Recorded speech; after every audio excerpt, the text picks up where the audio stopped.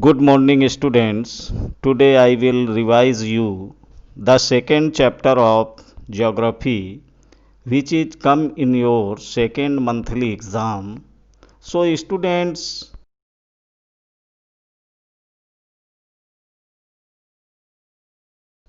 natural vegetation and wildlife resources.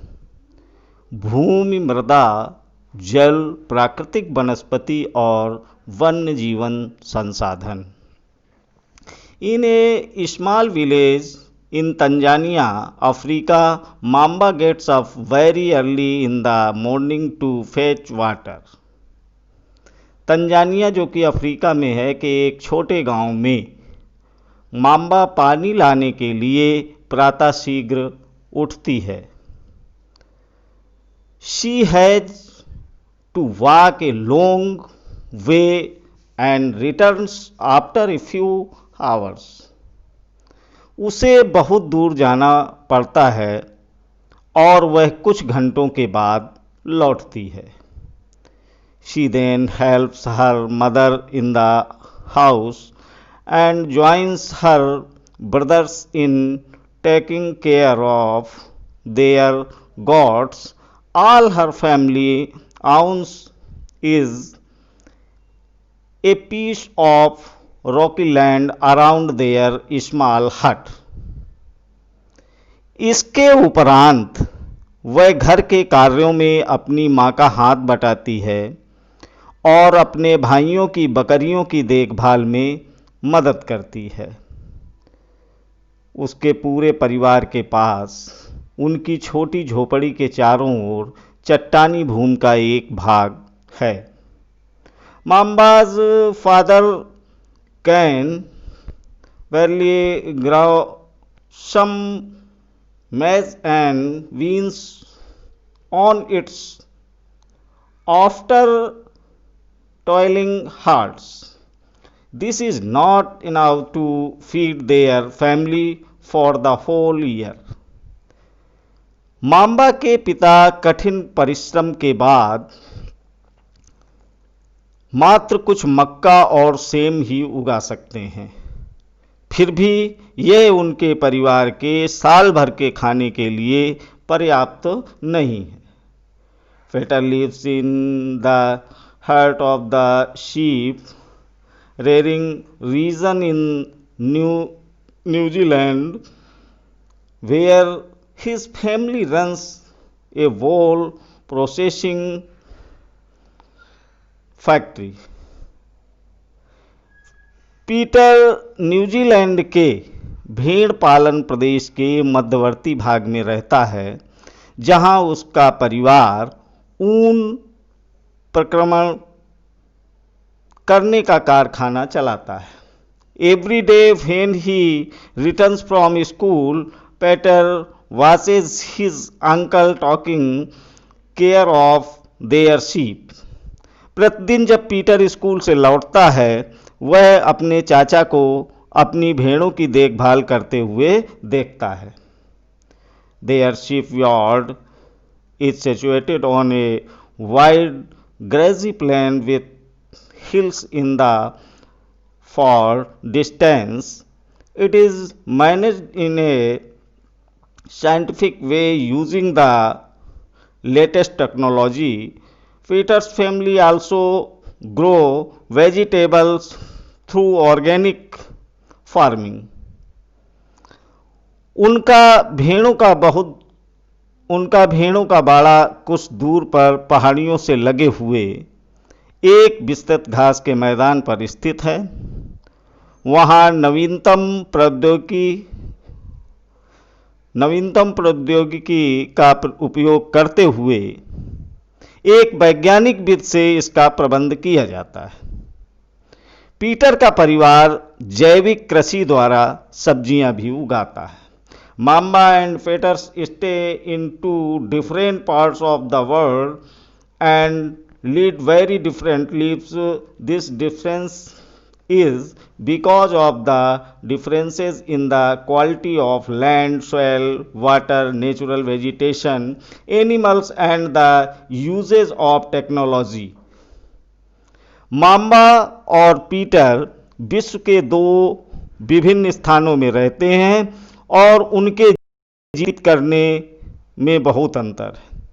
यह विभिन्नता भूमि की गुणवत्ता, मृदा, जल, प्राकृतिक वनस्पति, प्राणियों और प्रौद्योगिकी के उपयोग की भिन्नता के कारण है। The availability of such resources is the main reason places differ from each other. इन स्थानों का एक दूसरे से भिन्न होने का मुख्य कारण इस प्रकार के संसाधनों की उपलब्धता है। लैंड यानी भूमि। Land is among the most important natural resources to covers only about 30% of the total area of the earth's surface, and all parts of this small percentage are not habitable. सभी महत्वपूर्ण प्राकृतिक संसाधनों में भूमि भी शामिल है। भूपृष्ठ के कुल क्षेत्रफल का लगभग 30% भाग भूमि है।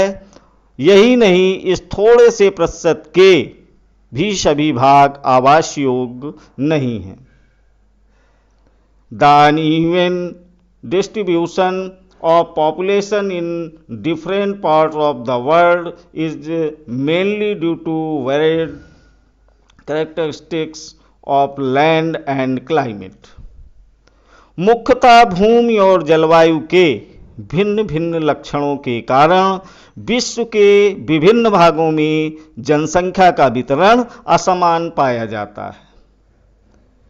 The rugged topography, steep slopes of the mountains, low lying areas susceptible to water,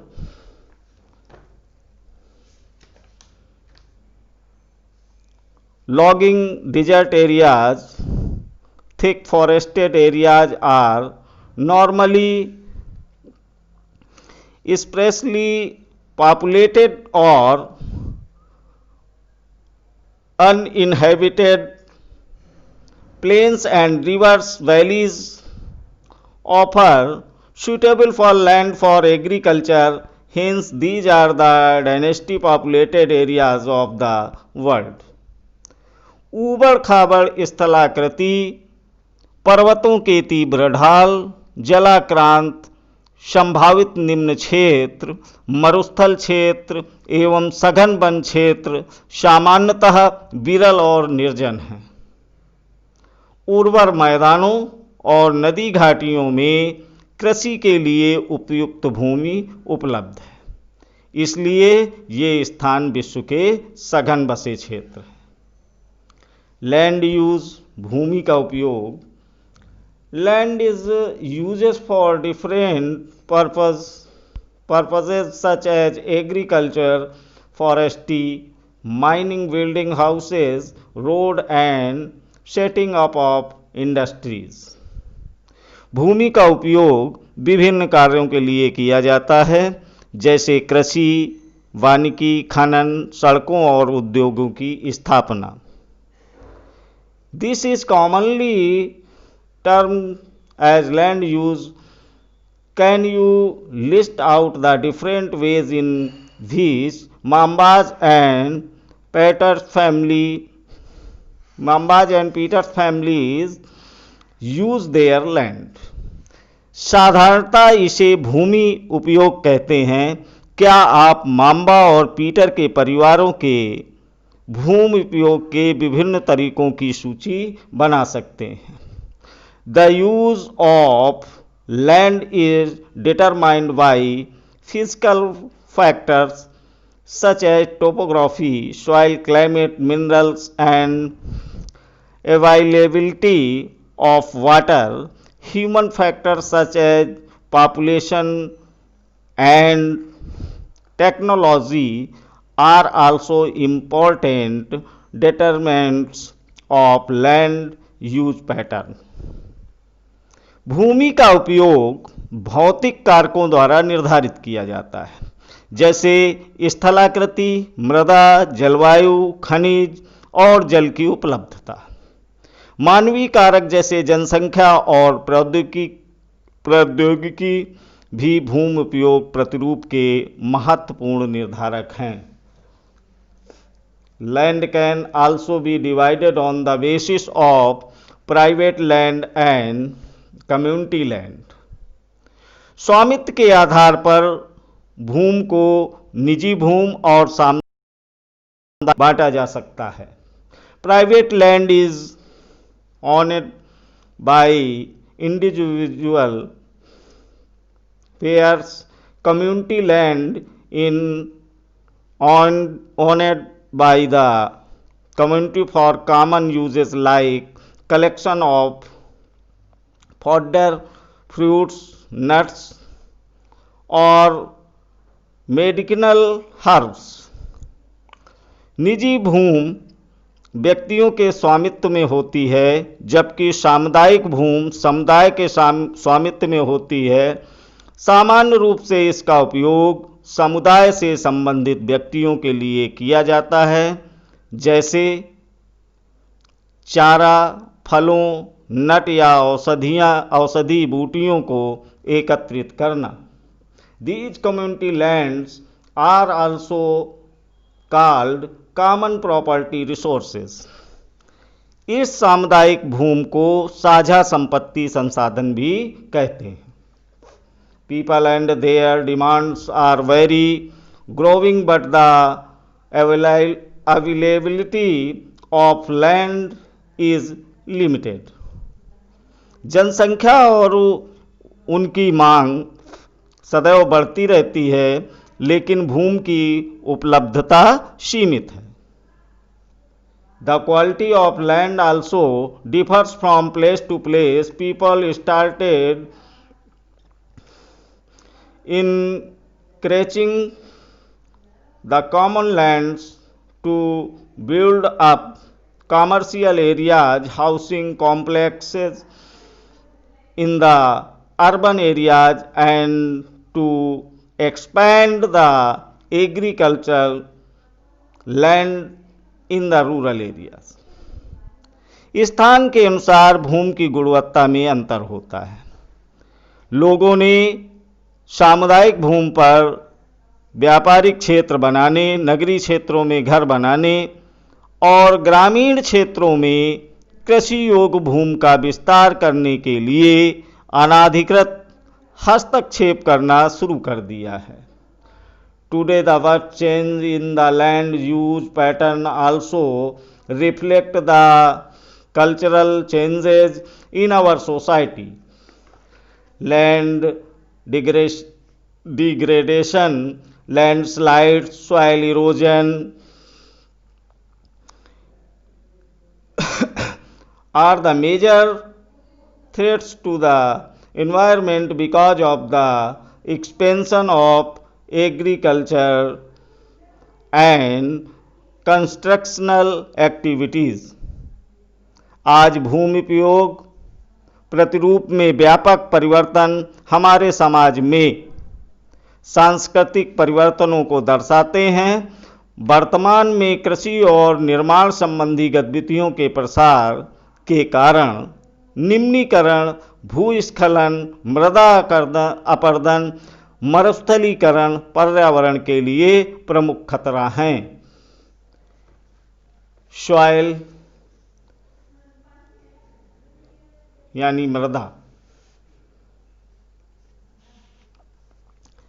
The thin layer of grainy substance covering the surface of the earth is called soil. पृथ्वी के पृष्ठ पर दानेदार कणों के आवरण की पतली परत मृदा कहलाती है। It is closely linked to land. Landforms determine the type of soil. Soil is made up of organic matter, minerals and weathered rocks found on the earth. This happens through the process of weathering. The right mix of mineral and organic matter make the soil fertile. यह भूमि से निकटता से जुड़ी हुई है। स्थल रूप मृदा के प्रकार को निर्धारित करते हैं। मृदा का निर्माण चट्टानों से प्राप्त खनिजों और जैव पदार्थ तथा भूमि पर पाए जाने वाले खनिजों से होता है। This happens through the process of weathering the right mixed minerals and organic matter make the soil fertile. यह अपक्षय की प्रक्रिया के माध्यम से बनती है। खनिजों और जैव पदार्थों का सही मिश्रण मृदा को उपजाऊ बनाता है। फैक्टर्स ऑफ सॉइल फॉर्मेशन, मृदा निर्माण के कारक। The major factor of soil formation are nature of the parent rock and climatic factors. Other factors are the topography, role of organic material and time taken for the composition of soil formation. All these differ from place to place. मृदा निर्माण के मुख्य कारक जनक शैल का स्वरूप और जलवायविक कारक है। मृदा निर्माण के अन्य कारक स्थलाकृति, जैव पदार्थों की भूमिका और मृदा निर्माण के संगठन में लगा समय है। अलग अलग स्थानों में यह भिन्न भिन्न है।